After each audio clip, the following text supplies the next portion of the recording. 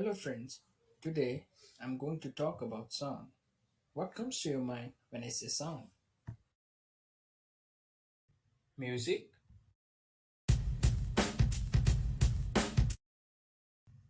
or dog's bark or train horn? Let's explore the sound together. Before starting, I would like to ask you a question. Can we visualize sound? What do you think? Let's do some experiments. Here it goes. Experiment number one. For this experiment, first you need a container. Make sure it's open on the other side. If you don't have a container, you can use a box. It's just that there should be opening. Second, you need salt. And third, you need plastic wrap. If you don't have plastic wrap, you can use normal plastic. Lastly, you need a pipe. Next, what you do is cover the container with plastic wrap tightly. Make sure it is tight. After that, you put little salt on the plastic wrap. Next, put the pipe inside the container through the opening. Now make some sound from your mouth. When you do that, you can see a pattern forming on the top. Make different sounds and observe the pattern.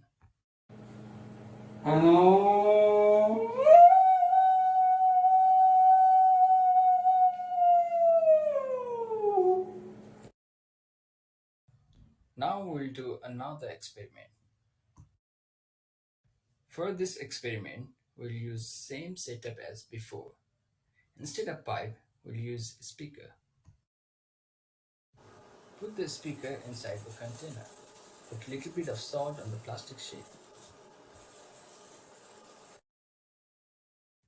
For this experiment, you need to install an app called Frequency Generator. This app is used to create sound of various frequencies. When you change the frequency of the sound, you can see different patterns based on the frequency of sound.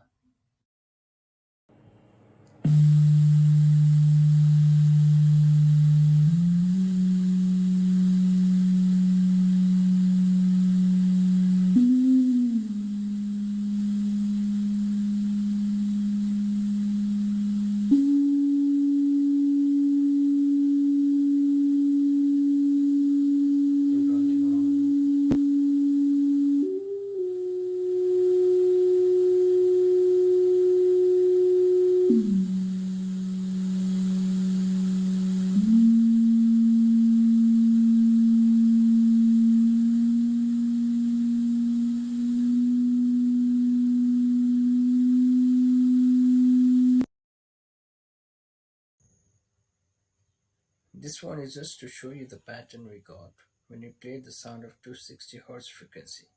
It looks scary, right? Just put some music and see how the pattern keeps changing.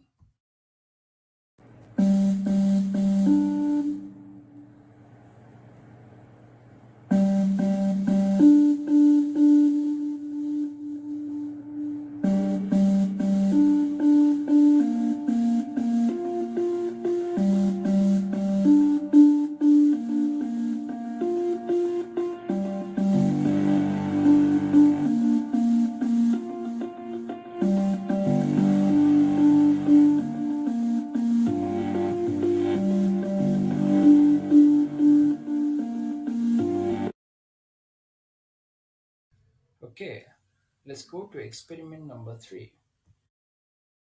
In this experiment, instead of salt, just pour water on the plastic sheet and put the sound of some frequency. In the water, you can see the pattern like we saw when we used salt.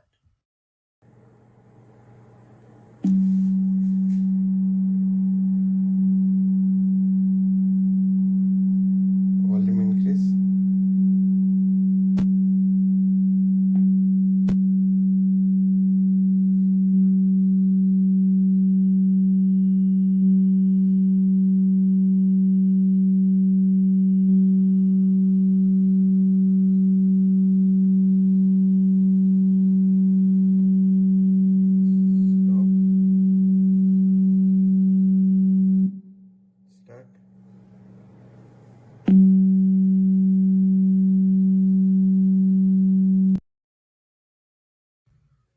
do another experiment. For this experiment, you need a toy laser and a small piece of mirror. Stick the mirror piece on the plastic sheet. Point the laser on the mirror. Now you can see the reflection of laser on the wall. Using the frequency generator app, play the sound of some frequency. Instead of point, you can see different geometric shape. Now when you change the frequency, the shape also changes. Start.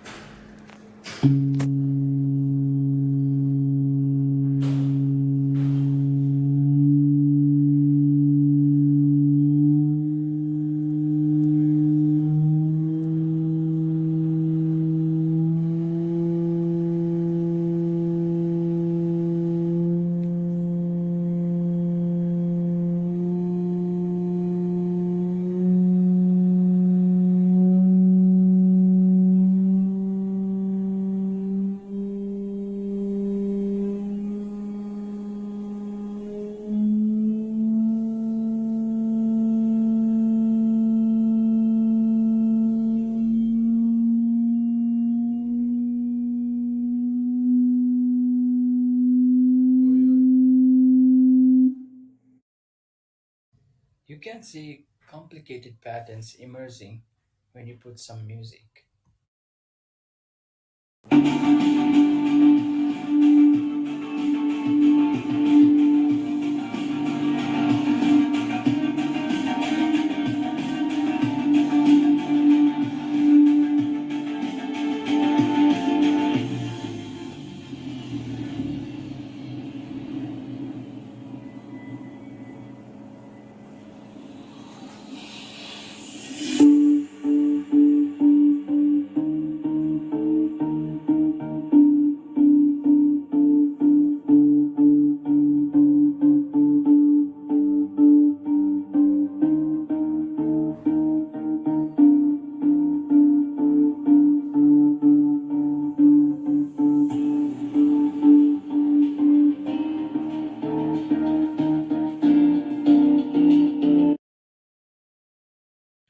It was fun doing the experiments.